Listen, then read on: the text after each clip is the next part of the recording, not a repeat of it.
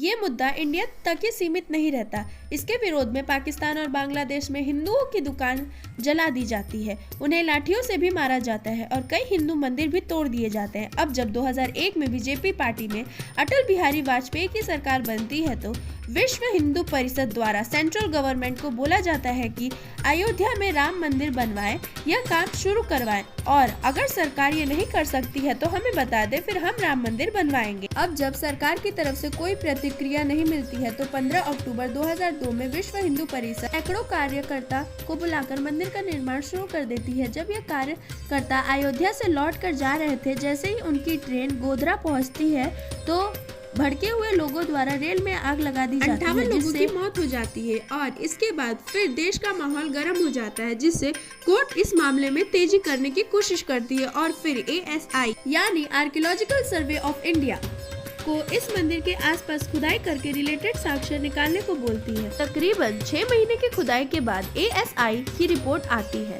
जिसमें 10 से 12 सेंचुरी के हिंदू मंदिर के अवशेष मिलते हैं, जिनके आधार पर 30 सितंबर 2010 को कोर्ट का फैसला आता है, जिसमें पहली बार ये मानती है कि हाँ, यहाँ पर राम जन्मभूमि थी और इस भूमि को 3 भागों में बांट दिया जाता है। सीता की रसोई और चबूतरा निर्मोही अखाड़ा को दे दिया जाता है, सेंटर एरिया राम भूमि निवास को दे दिया जाता है और बाकी का एरिया सुन्नी वक्फ बोर्ड को भी दे दिया जाता है।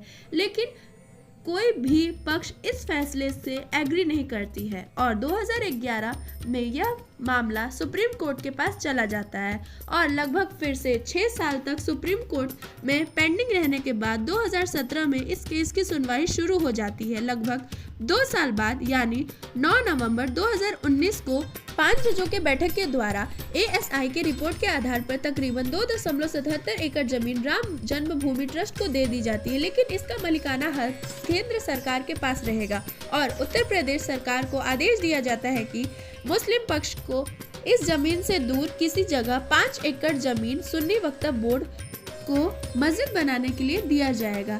इस तरह सबसे लंबे चलने वाले मामले का फैसला किया जाता है।